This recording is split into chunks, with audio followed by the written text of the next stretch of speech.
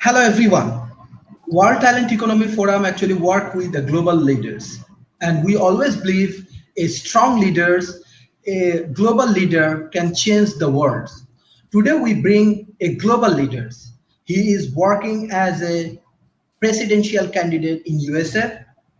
He has transhumanism concept, and he know how to lead this world. So hello, Mr. Zoltan. How are you? I'm doing good. How are you today? Yes, I'm fine. I'm actually from Malaysia, and many people maybe they are interested to know about you. Can you please introduce yourself and your transhumanism concept? Sure. As you said, my name is Zoltan Istvan. Foremostly, I'm a transhumanist, somebody who believes in science and technology and using that science and technology to improve the human being, maybe exoskeleton suits or brain implants or genetic editing to make a third eyeball in the back of your head, something like this. But what a lot of other people know me for is having run for a number of major offices, including the U.S. presidency twice in both 2016 and 2020. Of course, I didn't win and really didn't have much shot of winning, but I have been able to get a lot of national news and get transhumanism out to the mainstream media. And the last thing I want to say is that I have been to Malaysia 2 or 3 times. So your listeners know. Yes, yes. Okay, sir. Interesting things you are working as a presidential candidate. Can you please inform us how it works and how actually you are working for presidential candidates and what's your objective as a global leader? Sure. Well, I'm no longer in an active campaign right now. It ended about a month ago, 2 months ago. But for about 5 months this time around, I was running for United States president against Donald Trump as a Republican in order to try to secure the nomination for that party against him. It was almost impossible to do. But in America, you can do this, and then that way you're able to put pressure on the president to see if there may be a different candidate that might be better. And that means you go around all the 50 United States, you talk to people, you get on state ballots, you ask them to vote for you, these kinds of things. And we did a primary set of elections, and I didn't I didn't get that many votes. So of course I didn't win the nomination. Now President Trump is the Republican Party nominee again the second time. But that's what you do. You go around the country and talk to people and try to tell them your ideas, and hopefully they like you better than whoever else you're competing against. Sir, like you are talking about better science and technology. So how your concept actually work for global arena? Let's say we are from actually developing nations. You are from USA. USA has best technology, best science. Even in COVID-19 situation, there are many challenges, especially healthcare issues. Many people actually dying in these situations.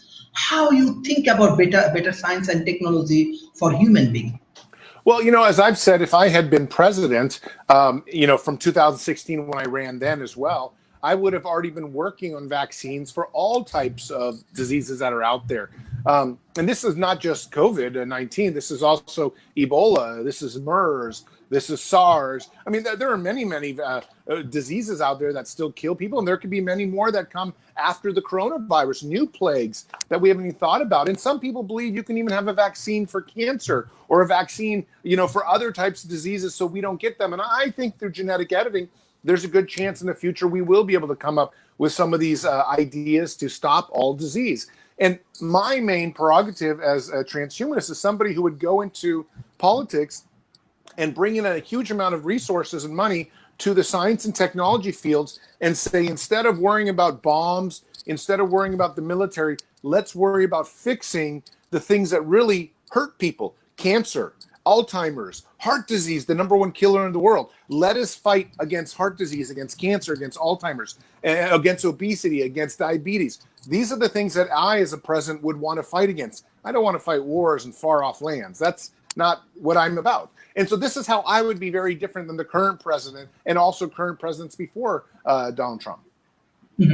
Sir, this is very interesting concept you have, and we want at present world we have lot of tension. We have a tension in between USA, China, some tension in between China, India, and COVID-19 situation. Lot of economical challenge. Many people died. Many people go unemployed. Many challenges we are facing right now. What is the role of a global leaders? how do you think yourself? What you can do for the better world right now?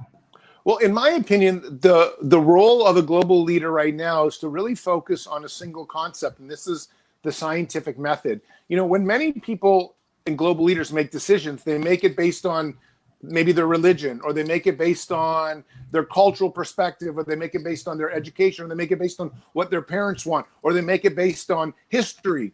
But I like to approach things from the scientific method. The scientific method is a method of thinking that is always logical, always rational, and you test out things like it's an experiment. And these can be social values. These can be ways to incentivize the economy. These can be ways to fix, bridges and things like that. The scientific method can apply to all aspects of human behavior. However, when most politicians make decisions, they don't think of it in terms of what's the best scientific application. They think of it more in what's going to get them more votes, what's going to be better for their long-term career. Whereas I like to think of things in the scientific method, always thinking the most rational, logical way for the greatest good for the greatest amount of people. Yes, brilliant. So I just want to know, like, we have a specific objective right now. We have to save our human beings, as well as there is a lot of economical challenges. So how actually transhumanism concept now it can save this world?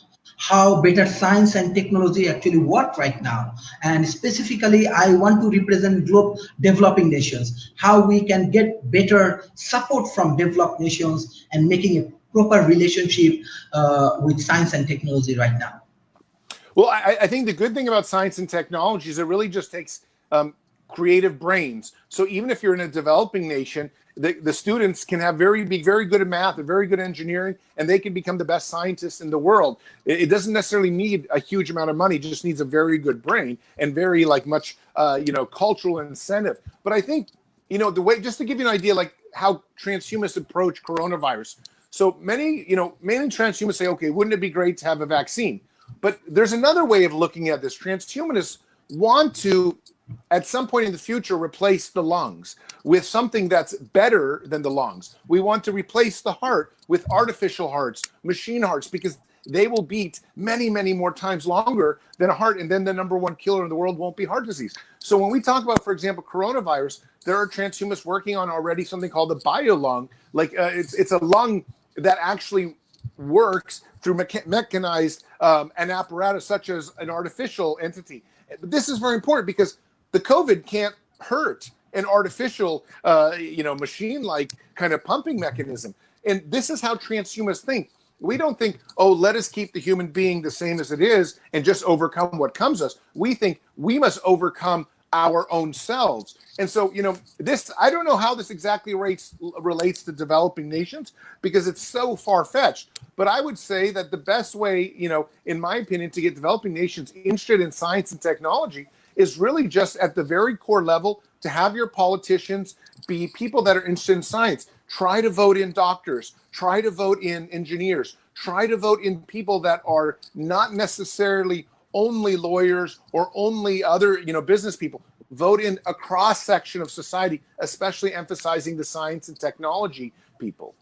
Yes. So as you have a big focus on science and technology, from Asia Pacific, there is around 50% people actually youth. They are less than 30 years old. Actually, what's your advice? How they can build up their career in science and technology fields? What's the way they can follow? Because education is the most important part of this science and technology development. And yes. Sure.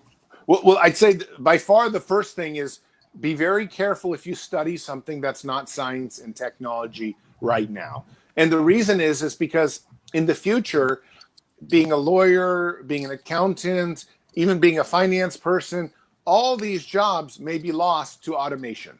But it's going to be a very long time before a robot can think better than a human being and think better in terms of science. For example, I would say to young people, go into genetic editing, go into biology, go into artificial intelligence, go into radical engineering, go into technology development, microchip development, software, coding. These are the fields that over the next 10, 20, maybe even 30 years will continue to last and be very attractive to employers. But I think as the other side, if you're an accountant, Computers will be able to do that perfectly in 5 years. If you are a taxi driver, we're going to have automated cars. If you work in a restaurant, we'll probably have robots that can do waitressing and waitering. So if you're really concerned about your future and you're in school, try to study the sciences, because I think from a job perspective, that will be much longer lasting in terms of creating wealth for you and your loved ones. Thank you, sir. Already there is an audience response. He said, "Hey, Zoltan." He's Mr. Brent Elman. He said, "Hey, Zoltan, what are some transhumanist idea related to resolving poverty?" Well, most transhumanists, I would say, support a universal basic income, and that's what I support. A universal basic income is an income that everybody in all nations across America, at least in America, would get. And most people base their universal basic income, and the universal basic income is enough to eat, it's enough to feed, it's enough maybe to raise a family. It's not enough to become rich, but it's enough to live at least a life without being on the streets. My universal basic income is a little bit different. It's called the federal land dividend. In America, about 50% of half the United States is empty federal land, meaning that we have trillions of dollars of resources in copper, in mining, in forestry, in empty land on the coast, on the ocean that can be built for housing. And I have suggested that our government start leasing out that land or selling that land in order to pay every American a universal basic income. Now, I'm assuming Malaysia and other places in Asia have similar types of federal lands that the government keeps for long-term thinking. But I think it's important that we start monetizing these lands for the sake of the people. And that's one way to pay a basic income. And I think that would be a great way to do it without actually having to raise taxes.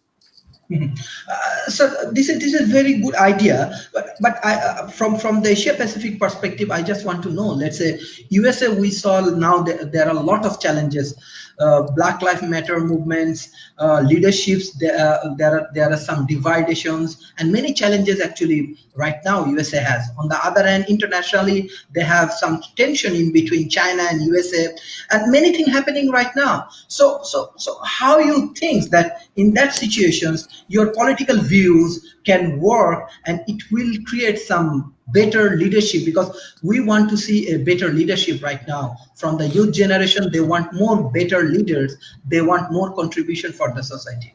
Sure. Well, I mean, I think first off, a universal basic income would be good for everybody because it puts more money in people's pockets. And one of the problem I think with Black Lives Matter is that a lot of the people that are protesting aren't very financially secure. If they had more money and they had nice houses and cars and things like that, I think there would be less anger inside the system. And, this has kind of been proven, and people say this all the time, that a lot of, minority cultures in America live in poverty. And if they live in poverty, of course, they're angry. So a universal basic income could definitely help solve that issue, or at least part of that issue. And I think the same thing goes for, even innovation. When you talk about a universal basic income, it means that writers or painters or musicians or people that want to start companies don't have to worry about failing and then ending up on the streets, so that they would have enough, of this universal basic income. So even if their company or their art or whatever fails, they still can continue living and eating and having somewhere to live. And so I think real leadership's going to have to start with a better impetus for getting all people across the economy on solid footing so that they can live the lives they want. And then we can see how much further they can go. Sir, one specific things, as you are a political leader, I just want to know, democracy is a major important factor right now in politics. But what will happen next 10, 20 years? You think that democracy and this kind of voting system will survive, or new dimension of politics, and it will come and it will take the politics and new scientific approach will come? I do think democracy over the 20-year period will be challenged. And I think it'll be challenged because technology, first off, will challenge. I mean, the big elephant in the room is really not whether democracy survives, but whether in 20 or 30 years, we have artificial intelligence so smart that it can run for office. And then would you want to have a robot president that is, let's say we have a robot president that is 5 times smarter than President Trump. This is quite possible to happen within 10 or 20 years' time. And if it happens, will the people vote that in, or will they decide they don't want a robot running them? But if it's smarter and it makes better decisions and people's lives are better because of that, maybe this leadership that we're looking for isn't human leadership. Maybe even democracy in itself is something that will be challenged. I mean, we vote because we try to vote on our greatest good. That's what democracy is. But what if we find a system, maybe through artificial intelligence or different types of technology, that make the system that much better and doesn't even necessarily need us to be voting? I mean, again, people say, oh, this is a dictatorship, this is a fascist concept, blah, blah, blah. But maybe if we all live better, we all have more money, we all can raise the families we want and practice our religions freely and have more freedom and safety, maybe that will be a better society. And of course, this is the great theme of many science fiction novels, that all of a sudden you're given a choice between freedom or a very safe, perfect life. But I do think democracy will be challenged as technology brings new intelligences into our world that makes better decisions than human beings being. Human beings are half the time irrational. We're motivated by our hormones. We're motivated by our biology. Our biology can fail us very quickly. And I don't think machine intelligence will do that as we get closer. So, and probably within 10 or 15 years, we will have machine intelligence that's as smart as people. So will that affect democracy? Again, I don't have all the answers. I'm just trying to tell you what the landscape looks like and how it could be challenged. Yes, sir. Sir, as you are discussing about the some of the economical concepts, so already there is another response from the audience. He said, "What would you say to the environment concerned about how the land would be used?" So he's just discussing how you want to use this land for universal basic income concept. And yes, Sure. So I think this is the biggest challenge with my universal basic income, my federal land dividend, is really whether it's good or bad for the environment. And I can say unequivocally, it's not going to be good for the environment. That this is, we're taking beautiful land and monetizing it. That means digging into it or using the forest and things like that. However, you have to understand, while we may be destroying some of these lands, there are millions and millions, even Americans, that are starving right now in America. I mean, we have about 10, 15 million kids in America that go to bed hungry every night. So I am not so concerned with the destruction of some of our lands in order to feed millions of children and get people so they're not homeless on the street. Now, of course, I'm not saying let us destroy all the lands. My federal land dividend would not touch any national park. So about 8% of the land or 10% of the land would always be protected national parks. But the bigger problem with national parks, even, or any of this land, is that the poor people can never have the money to go visit these places because they can't even afford vacations. So, in America, we say, oh, let's protect all this land, but we forget that this land is really only being utilized by the wealthy. I want to take the land, the value of it, and make it so that the poor are not poor anymore. They're all middle class, and maybe then they can actually go and enjoy that land that we have been preserving. Again, you have to understand, we have something of equivalent to $200 trillion worth of federal land in America. And when you think of it in terms of our national debt, that's something like, 6 or 7 times the United States national debt. We have an enormous amount of resources. If we even just tapped, let's say, 20, 30% of it, we'd be able to provide some sort of basic income already for every American for the next 100 years. Yes. Sir, I just want to know, like, you are a politician, as well as you say that science and technology playing a major role for developing the society. What will be the techno policy in next 10 years or 20 years of time? What's your idea? How do you want to share this techno policy things with us? Well, I think, for me, one of the big things is to try to get kind of a cultural renaissance of scientific thinking. And in fact, a little bit interesting, coronavirus is sort of doing that. Coronavirus is getting a lot of people to say, wait a sec, science is very important for our survival as a species. It doesn't necessarily translate yet to everybody thinking, oh, I want to be a scientist, I want to be an engineer, but it is getting people to realize the very importance of science in the face of a deadly virus that's killing, hundreds of thousands of people and soon, millions probably worldwide. And so, this is a big giant kind of, I guess, push for the transhumanist movement to have had coronavirus happen. Unfortunately, though, a lot of the transhumanist science and technology is now being dedicated solely to fighting viruses. But transhumanism is a much bigger concept. Transhumanism is robotic arms. Transhumanism is chip implants like I have in my hand. Transhumanism is exoskeleton suits for the disabled. It's genetic editing of having a new arm when you cut yours off or had it blown off in a war. So I don't like all the resources going only to the coronavirus. I want them across the field, improving the human race. But, right now we have a problem, so we have to get out of it. But that's where I think the future is when you talk about where the transhumanist movement is going.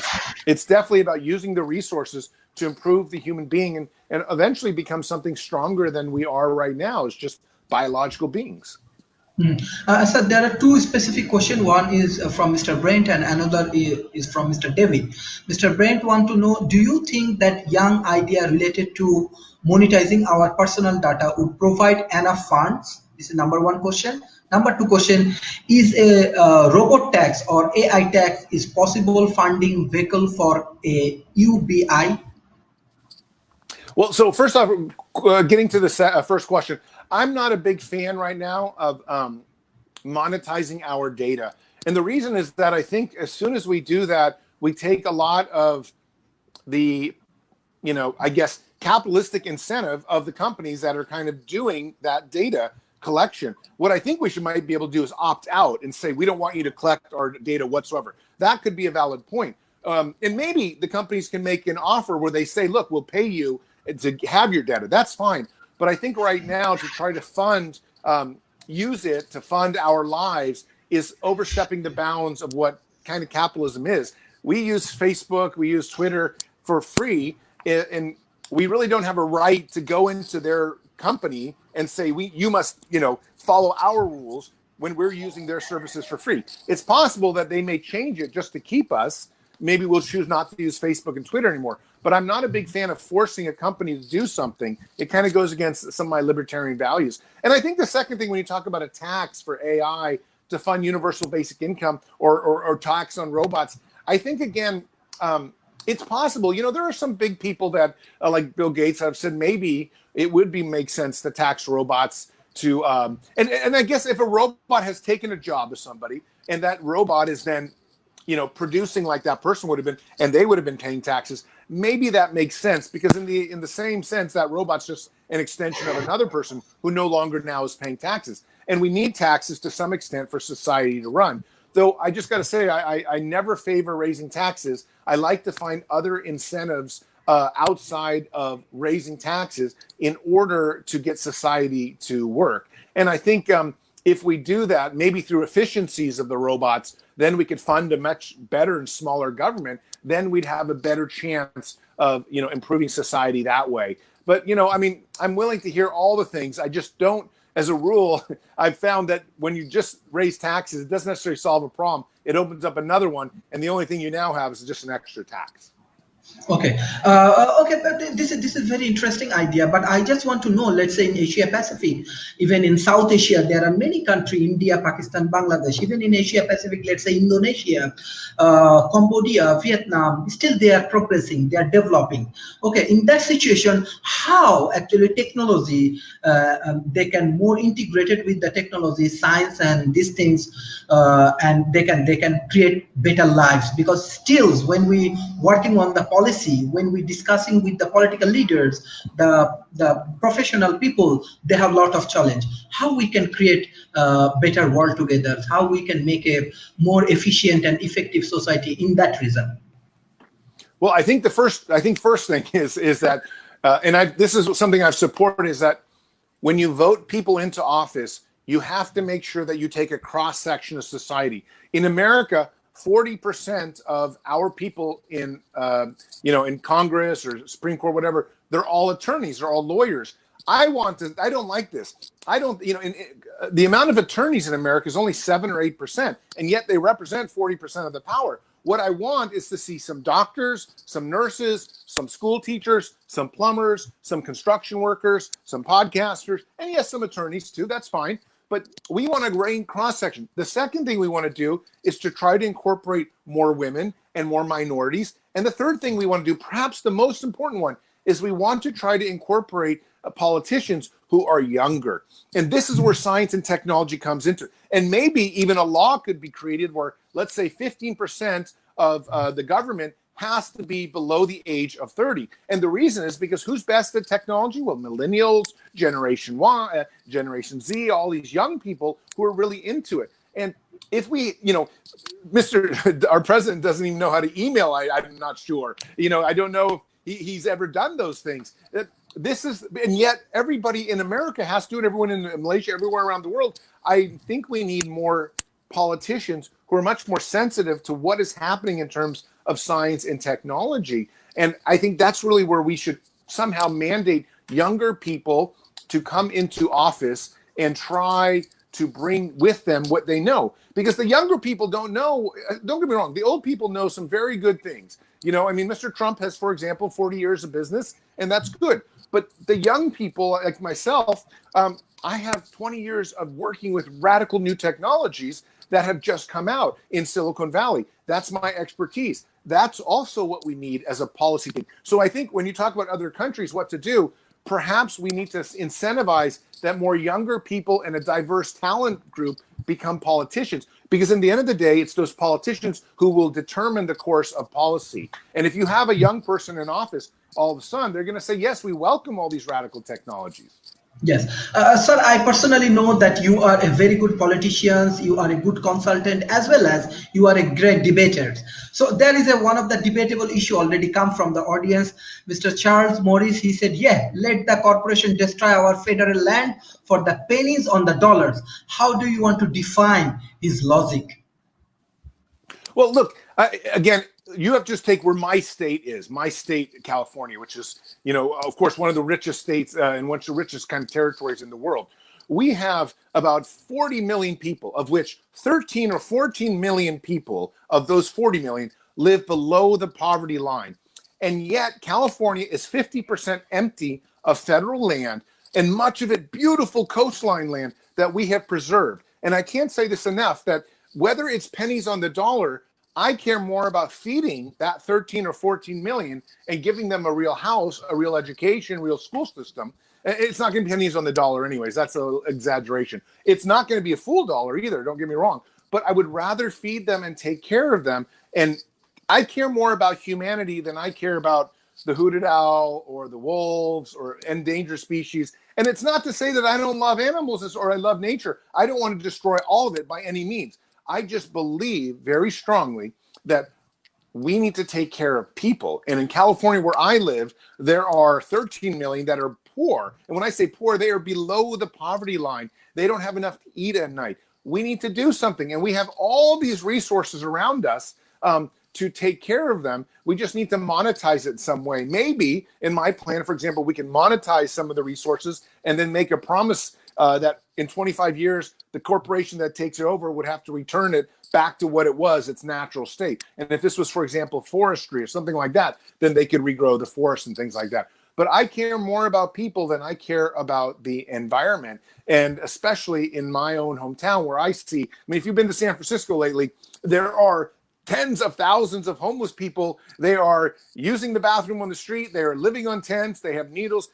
We have a homeless epidemic in California, one of the richest areas in the world. We could do better than that. And the federal land out there is just literally sitting there. We have, I think, 80 million acres of unused federal land in California. We ought to tap that, monetize it, and make these people, have good lives. Yes, this is very interesting, sir. I know that you have time limitation for 30 minutes. If you allow me, I can ask you many questions coming, or we have to close these sessions. What your last opinions, what the future of science and technology you believe, and what will happen next few years after this COVID-19 and this situation? Sure. And I'm sorry, I do have to go as I have some family obligations. But let me answer this question because it's very important. I think what's most important to understand is is some of the work that's happening now in Silicon Valley with brain implants or Neuralink. For example, Elon Musk has a company called Neuralink where he wants to connect your brain so you can download music, download, let's say, Google Maps. In fact, we might even be able to have this podcast directly in our heads in 5 to 7 years. And he said there's going to be, human trials happening in the next year. The point, though, is that when we talk about lawyers, we talk about people that are trading stocks, we talk about doctors needing information, or even firefighters fighting a fire they've never experienced before. This kind of instant communication with our brain into the cloud, into AI, would be very helpful in terms of whatever job it is that we have, or whatever duty we have to our families. Let's say your child is choking to death, and you don't have time to get you on your iPad, but it comes into your brain immediately, and you can save your child's life. This is the future that I think will be here in probably 5 to 10 years, depending on COVID. COVID is changing some things, unfortunately, and stopping some of the research, unfortunately. But hopefully we will catch back up, and we'll have this opportunity to be connected online, real time in our minds, and that will allow a brand new wave of innovation, of experience, of living. And it might be very challenging because maybe people don't want an implant, but maybe it's not an implant, maybe it's just a headset you put on that you can wear around and connects your brain to the cloud. But either way, it'll be like having your phone in your head, and the access to information in real time is going to be dramatically transformative of the human, concept of what it means to be alive. And I think that's the most amazing thing that's going to happen in the next decade, and probably start happening in the next 5 years, is that you're going to be able to connect your brain to the cloud. Yes, thank you, sir. Thank you, sir, for your time and valuable time. And World Talent Economy Forum, we want to invite you in our board as an advisor. If you advise us, if you guide us, maybe we can change with better science, better technology, and we can change human lives. Thank you for your valuable time. Well, thank you so much. Thank you so much for having me. It's been great to talk to you. Yes, thank you, sir. Thank you, sir. Okay, bye-bye now. Bye-bye. Yes.